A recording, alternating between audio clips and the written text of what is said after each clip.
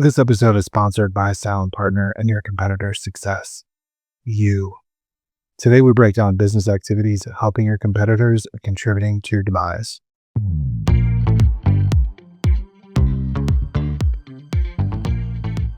Hey everyone, welcome to Roasted. I'm Kate, Director of Digital Marketing, professional devil's advocate. And I'm David, Director of Strategy at High 10, professional listener and low-key skeptic.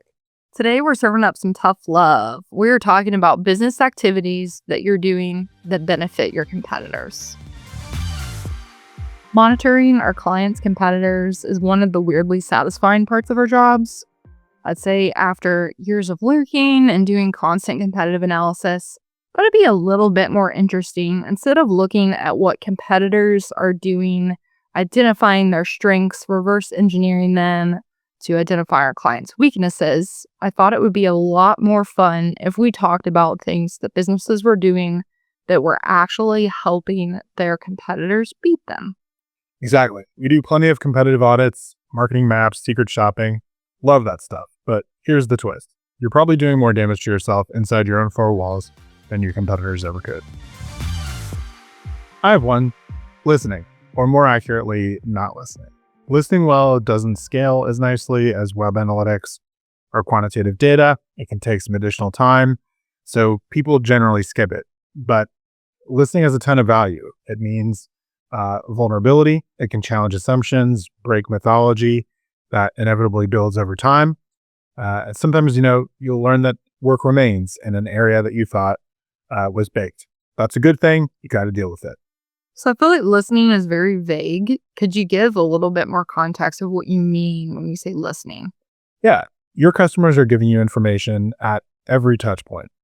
They're giving you information every day.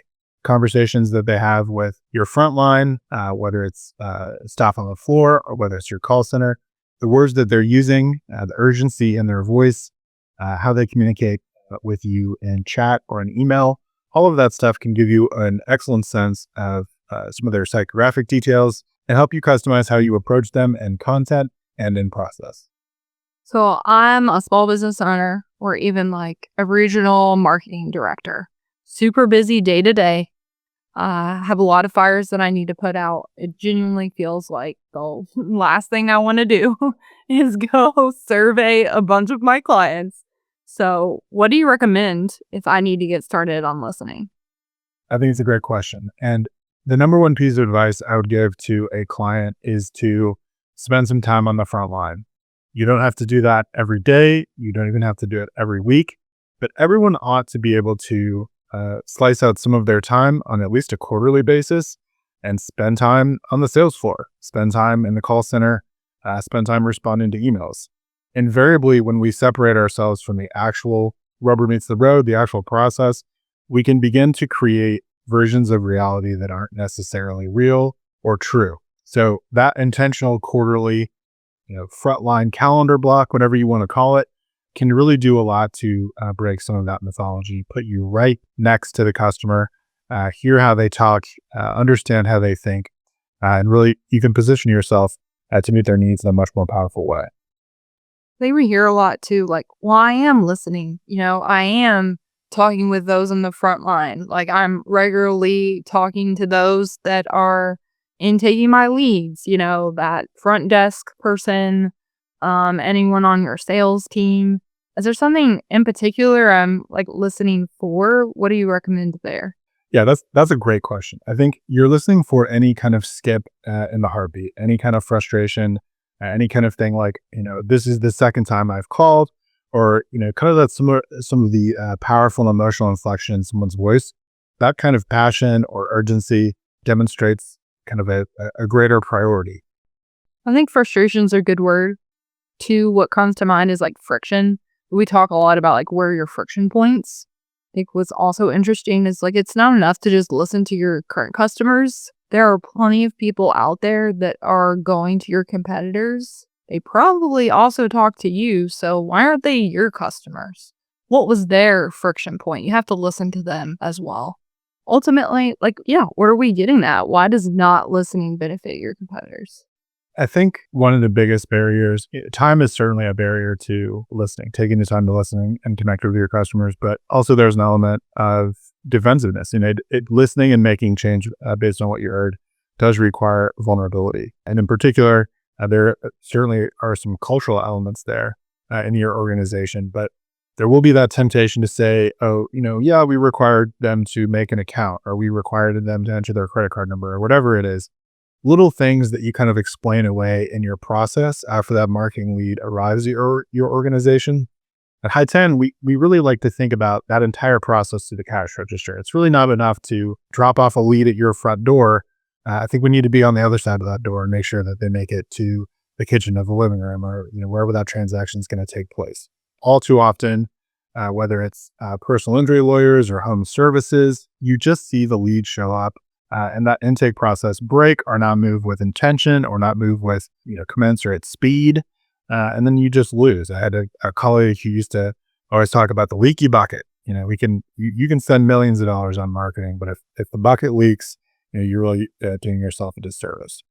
I think you gave us like the inside of the day, which is be more vulnerable than your competitors. Yeah, I think Coach Lasso comes in handy here. Be curious, not judgmental, and go easy on yourself. We're all here to learn. We do it every day when we're at our best, and then we can apply that to make ourselves and make our teams, our leadership teams, that much more successful. All right, I have a good one. Outsourcing core functions. So when I say core functions, like this could be your sales team. Obviously, it could be your marketing team as well. It could be something operationally.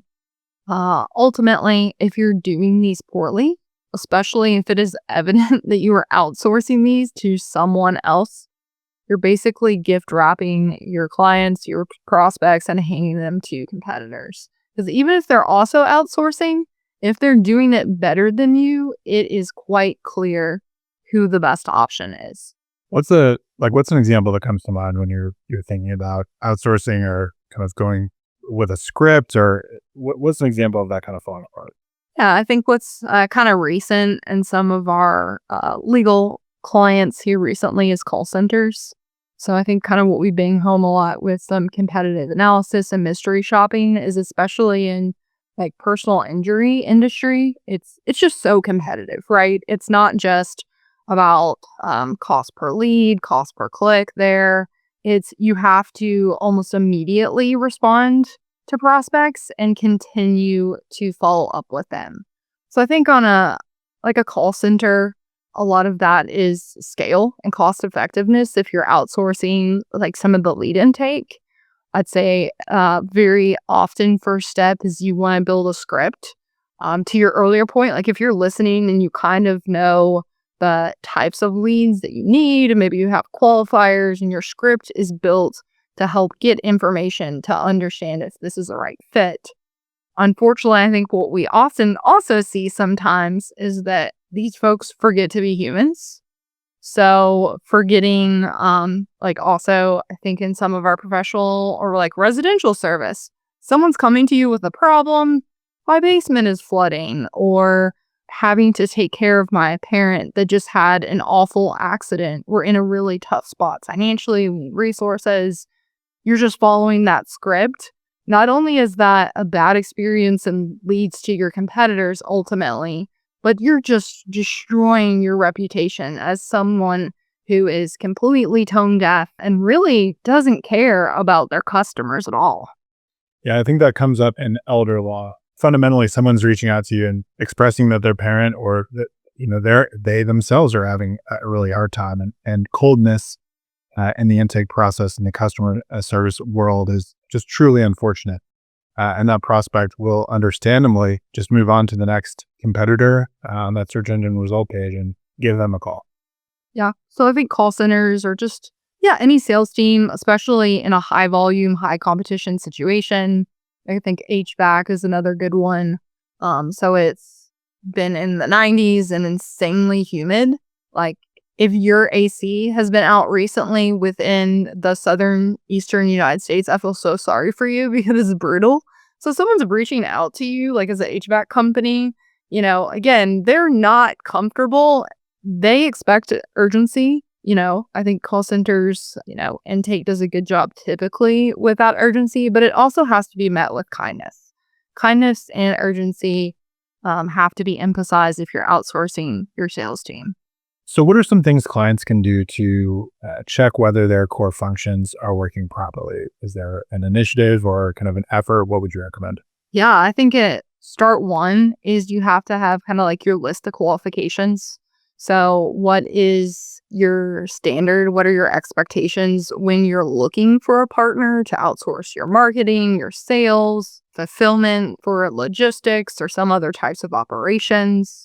Honestly, I'm definitely not someone that's like go with your gut, but if it comes down to several vendors that do match all of your qualifications, make sure that you have a working relationship with the people that you would be, that would be helping you manage this relationship and that there's not a lot of friction there. I think beyond that, then I always ask for kind of like, what does the onboarding look like or what support is provided to me on an ongoing basis? I'm always surprised, throughout my career, having to vet and work with different vendors. Sometimes folks do not have a response to this, which I think is a huge red flag, as well as quality control. So make sure there's internal accountability, either a specific person that is ultimately the bottom line for this relationship, a team of folks. What does that accountability look like? What is the frequency that you're checking in? Ultimately, have those KPIs for performance, not just what are your goals, say, for the number of calls you're hoping to get on a weekly basis and how many calls you want your call center to convert. Another one is being proactive about reputation management. If you think that one glowing PR piece from 2020 is still doing the heavy lifting, it really just isn't. But reputation management, I think the temptation there can be that PR is this big, massive thing, red carpet, television cameras. It's not necessarily that. It can occur in the macro and the micro. One of the most powerful micro PR options, reputation management options, is just managing the quantity and quality of your online reviews. Yeah, I think traditionally when we think about reputation, reviews, ratings, PR come to mind. What's really interesting and what's really been happening pretty steadily over the last 6 months, but ultimately the last 10 years in digital marketing, is that reputation isn't siloed anymore, meaning it's not your brand team's problem or the PR person, or we just need more ratings and reviews from our technicians that are going and, servicing our clients. It's got to be in everything that you do. It also has to be consistent. So what that means is that your SEO, your social, of course, your rating and review generation, your intake process, your offboarding process, all has to be telling a similar story. It's got to be cohesive. We ultimately, in order to get that great reputation, have to protect what is working well, keep listening, and do some quality checks. Make sure it's still where we thought it was when we got that award 4 years ago for, the best place to work. Yeah, reputation management is big and small. And one of those questions that we get from clients is, how many reviews should we get? What would you say to that client? Yeah, so I think it's funny to get these questions because I always want to give a straight answer. And of course, it's not always that easy. As a general rule, though, I would say bare minimum, we want to have 30 to 40 reviews, just bare minimum starting out. And then we want to get about 10 new reviews a month. So again, it's not just have a great reputation. It's that this reputation either improves or it's consistent over time. Users, customers, employees now are looking to make sure that you're still relevant. Of course, that changes if you have a really long sales cycle that takes like a year to close a really big account. Obviously, it's unrealistic for you to get 10 new reviews a month. If you're e-commerce or say omni-channel where you have in-store and you're trying to reach people across the country, nationally, across a long set of products, you need way more reviews than just 10 a month there. Of course, there are strategies because I think it can be really overwhelming. It's kind of like a nice to have. It feels like sometimes it feels like, we don't really need that. We got a million other things going on. But yeah, there are some things that we could do to ease that. In your experience, David, why do you think it's so difficult to get ratings and reviews? I honestly think that a lot of clients just don't ask. You're always going to have to tee that request up, whether it's in text or an email, some sort of like a simple link after a service is provided, or even, to the point about a longer sales cycle in the middle of the process. Personal injury comes to mind. Some of those cases can be long, drawn out experiences, but you don't necessarily have to wait till, a verdict or a settlement to ask the question. And in some cases, there can be some variability on that feedback depending on when you ask. So I think you just need to be smart and strategic about when you do it and kind of what you're after, not only for the social proof that reviews can provide, but using that feedback to make your process better. Yeah. So ultimately, if your reputation's not strong, if it's not relevant, your competitors are going to win. I would also say that there's at least one major share competitor that has at least one initiative. Its sole purpose is to get great ratings and reviews. I would also say the forgotten step sometimes is not just to acquire them, but to publicize them. So that means it's on your website, it's across your social media in different formats. This could be things like video testimonials. It could be like little infographics. It could even be using different like sentiment analysis across your ratings and reviews to build some of your marketing language on your sales sheet, in your scripts. It doesn't only have to be the ratings and reviews, say on like your Google business profile. You have to listen to get your reputation because that will help you arm yourself against competitors. I will also say kind of like on the reverse of that is your competitors are getting a review of you when they listen to your prospects. So what I mean by that is if I call XYZ company and didn't have a great experience, when I do convert and have some type of experience with ABC company, maybe I'm telling them about what a terrible time I had. And that not only harms your reputation for your prospects, your clients, but it is also chinks in your armor that your competitors, if listening, could use to market against you and to defeat you because they could also be using it to improve their operations. I think that's a really good point. And I would also flag that, these reviews are going to have implications in other areas. So thinking about the totality of the search engine result page, if you have the quantity and quality of reviews, that's going to benefit you in MapPack. It'll benefit you in your LSA ranking. And so there are a lot of kind of tertiary benefits that maybe you're not thinking about initially to spending a lot of time and focusing a lot of effort in getting those reviews. And again, kind of to Kate's earlier point about, the reverse, if you put yourself in a position where you don't have very many reviews or some of them are poor, even in like a 4.4 or a 4.2, that has a compound negative effect in a lot of those areas that we just talked about, GMB, MapPack, LSA. So it bears repeating that spending time proactively to manage reputation, both kind of in big PR and small PR like reviews, it's a time well spent. Yeah, poor reputation, that creates doubt. It creates hesitancy. There is already baked in that consideration state of mind into your prospects. They're shopping other people. So don't give them a reason to go somewhere else. Two, this isn't as much like marketing, I guess it is in a way, but it has a lot to do with growing your business. I'm never one of just like, oh, yay, we have awards, they have awards. That must mean that they're amazing.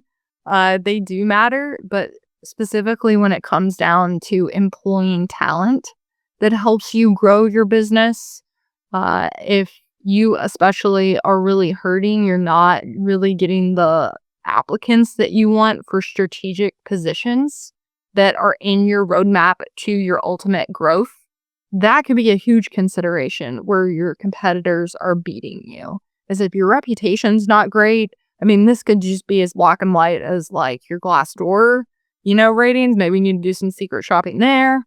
But your application process, you have a reputation for it, not just like it not being great, but it not being a overtly positive experience, because that could say a lot about your culture. Your competitors could be stealing your talent. So what did we learn? Sometimes you're the best partner your competitors could ever ask for. To quote my friend Andy, we can't be doing that. Yeah, ultimately, now's the chance to take back control. Listen not just to your customers, but to your team members, to your prospects that are also shopping other competitors. I'm not saying don't outsource core functions. That is a completely strategic way to grow your business and help it be flexible and scale as we rise to the challenges of modern times. Just make sure it is an accurate reflection of your business and where you want it to go. And then finally, cherry on top is your reputation has to be relevant and consistent. If you've got a topic idea or if you want us to roast your business, politely, of course, drop us a line. Thanks for tuning in to Roasted. Until next time, please stop helping your competition beat you. Visit hightondigital.com to learn how you can thrive in 2025.